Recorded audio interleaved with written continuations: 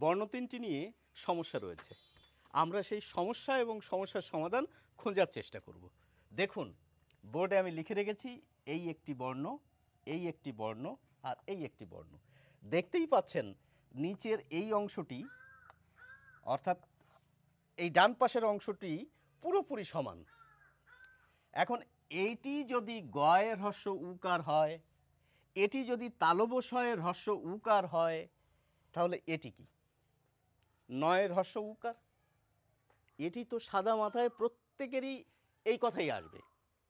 তবু জানেন তো এটি নয়ের হ্রস্ব উকার নয়। তাহলে এই বর্ণটির নাম কি এবং এই বর্ণটির রূপ এরকম কেন হলো? আমার প্রশ্ন এটি, সমাধান খুঁজুন আপনারা। আর পরবর্তী ভিডিওতে এটি নিয়ে আমি বিস্তারিত আলোচনা করছি। আশা করি প্রত্যেকেই অবাক হবেন। ধন্যবাদ।